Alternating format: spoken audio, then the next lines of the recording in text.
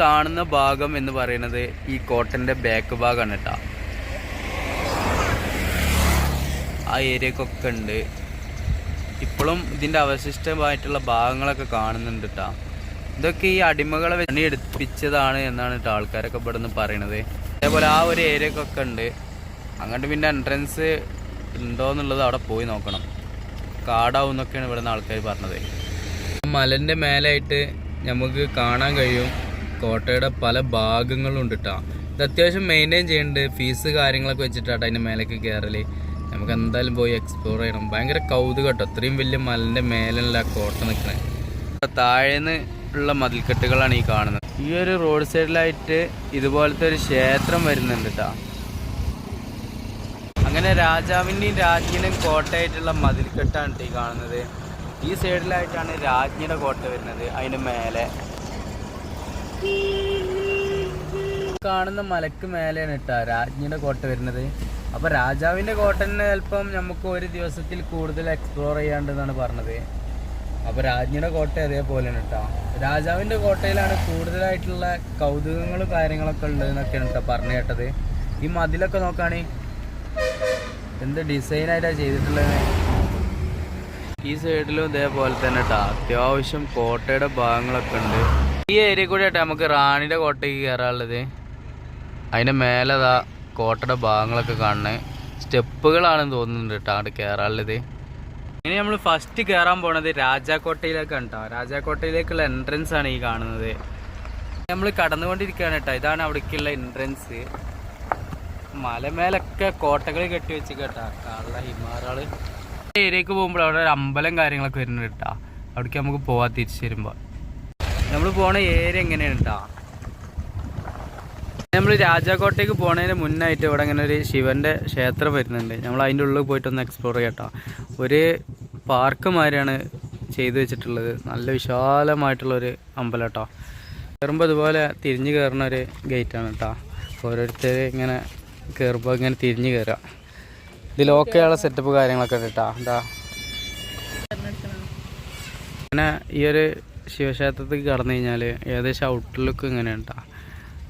മൊത്തത്തിൽ നല്ലൊരു ഗാർഡൻ മാതിരി ചെയ്ത് വെച്ചിട്ടുണ്ട്. കാണുന്നതാണ് കേട്ടോ രാജാക്കോട്ട. അവിടേക്ക് നമുക്ക് പോകണം. അത് കാണുമ്പോൾ തന്നെ പേടിയുണ്ട്. കാരണം ജയദേവമലയിൽ കയറിയിട്ട് ഒരിട്ടം പെട്ടതുകൊണ്ടേ അവർ നെഞ്ചരിപ്പാണ് പോയിട്ടില്ല. ഏരിയയിൽ ഫോട്ടോഷൂട്ട് കാര്യങ്ങളൊക്കെ നടക്കുന്നുണ്ട് കേട്ടോ. മണ്ഡപം കാര്യങ്ങളൊക്കെ എങ്ങനെയാണ് വരുന്നത്. മൊത്തം കൊത്ത് കല്ലുകളിലാണ് നിർമ്മിച്ചിട്ടുള്ളത്. തൂണ് കാര്യങ്ങളൊക്കെ അങ്ങനെയാണ്. ഒരു ക്ഷേത്രത്തിൻ്റെ ലുക്ക് ഏകദേശം ഇങ്ങനെയാണ് വരുന്നത്. മേൽക്കൂരല്ല, ഇങ്ങനെ കൊത്തിയ കല്ലുകൾ കൊണ്ടാണ് ചെയ്തു വെച്ചിട്ടുള്ളത്. ഏരിയയിൽ മേൽക്കൂരുണ്ട്, കല്ലുകൾ കൊണ്ട് തന്നെയാണ് നിർമ്മിച്ചിട്ടുള്ളത്. ഈ ഒരു ഏരിയയിലും മേൽക്കൂരുണ്ട്, കല്ലുകളാണ്.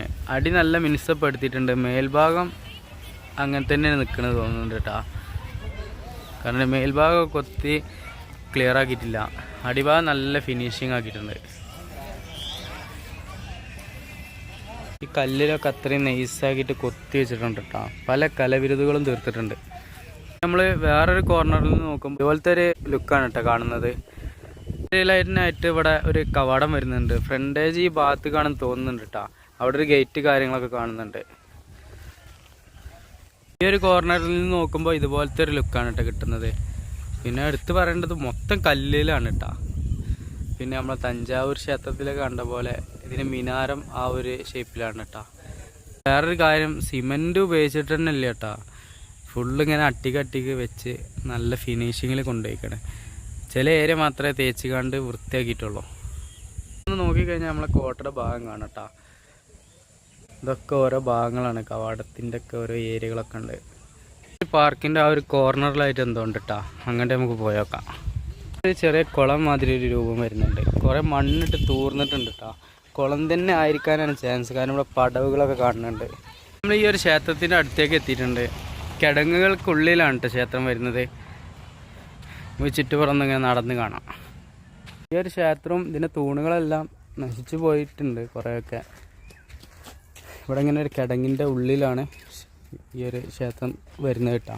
ഇതിൽ പ്രദക്ഷിണ കാര്യങ്ങളൊന്നും കാണാനൊന്നുമില്ല. വിഗ്രഹവും കാര്യങ്ങളൊന്നും കാണാനില്ല കേട്ടോ. അങ്ങനെ ഒരു ഇതുണ്ട് എന്നുള്ളത് ഉള്ളൂ. പിന്നെ ഇതിൽ കൂടെ ഉണ്ടത് ഇറങ്ങിയാൽ ഇങ്ങനെ ഇറങ്ങിയിട്ട് വേണം കയറാൻ. ഒരു ഏരിയ എന്നൊക്കെ നോക്കിക്കഴിഞ്ഞാൽ റാണിയുടെ കോട്ട കാണാൻ കഴിയുന്നുണ്ട് കേട്ടോ. ആ കാണുന്നത് റാണിക്കോട്ടയാണ്. അതും ഇതേപോലെ ഒരു മലൻ്റെ മേലെയാണ്. പക്ഷെ അവിടെ ഒന്നുകൂടി ഭംഗിയുണ്ടെന്ന് കാണുന്നുണ്ട് പുറത്തുനിന്ന് നോക്കുമ്പോൾ. ഒക്കെ നല്ല മെയിൻറ്റെയിൻ ചെയ്യുന്നുണ്ട് കേട്ടോ. അതുകൊണ്ട് തന്നെ നമുക്ക് വരാനും ആസ്വദിക്കാനൊക്കെ ഭയങ്കര ഒരു ഇൻട്രസ്റ്റിംഗ് ഉണ്ട്. നമ്മൾ ശിവൻ്റെ അമ്പലത്തിൽ നിന്ന് ഇറങ്ങിയിട്ട് ഇങ്ങനെ ഈ മലപ്രദേശത്തേക്ക് പോവാണ് കേട്ടോ. ഇനി ഇവിടെ എന്തെല്ലാം കൗതുകങ്ങൾ നമ്മളെ കാത്തിരിക്കുന്നുണ്ട് എന്നുള്ളത് നമുക്ക് നോക്കാം. മുന്നിക്ക് നോക്കിയപ്പോൾ അവിടെയൊക്കെ കോട്ടകളുണ്ട് എന്നുള്ളതാണ് കേട്ടോ. എല്ലാ മലയും കൂടി വളഞ്ഞു പിടിച്ചിരിക്കുകയാണ്. നമ്മൾ ഇതിലൂടെ റോഡ് കാണുന്നുണ്ട്. അവിടെ എന്താന്നുള്ളത് നമുക്കവിടെ പോയി നോക്കാം. കോട്ട മതില് കല്ലിൻ്റെ ഒക്കെ വലിപ്പം നോക്കിയോളി. ഇത് കോട്ട മതിലാണ് കേട്ടോ. വഴി കണ്ടപ്പോൾ വന്ന് നോക്കിയതാണ്. പ്രത്യേകിച്ച് കാണാനൊന്നുമില്ല. അതൊക്കെ കോട്ട മതിലിൻ്റെ ഉള്ളിലാണ് കേട്ടോ. ഇല്ല, അവിടെ ഒന്നുമില്ല. വലിയൊരു ആൽമരം ഇതാട്ടാ. അത് അടിപൊളിയായിട്ട് തന്നെ മെയിൻറ്റെയിൻ ചെയ്തിട്ടുണ്ട് കേട്ടോ. അതാണ് കേട്ടോ ഇതിൻ്റെ ഏകദേശം ഫ്രണ്ടേജ് വരുന്നത്. അങ്ങനെ നമ്മൾ ഈ കോട്ടയുടെ താഴെ ഭാഗത്ത് എത്തിയിട്ടുണ്ട് കേട്ടോ. ഇവിടെ നിന്ന് അങ്ങോട്ടുള്ള വീഡിയോസ് ഓരോന്നും പാർട്ടായിട്ട് ചെയ്യാനാണ് ഉദ്ദേശിച്ചിട്ടുള്ളത്. കാരണം ഒരുപാട് ലെങ്ത്ത് നീളും. A to Z ആയിട്ട് ചെയ്യണതുകൊണ്ടാണ് കേട്ടോ. നമ്മൾ അവിടെയും ഇവിടെയും കാണിച്ചാണ്ട് പോകണില്ല. കാരണം ഭാവിയിൽ നമുക്ക് തന്നെ കാണേണ്ടി വന്നാലോ.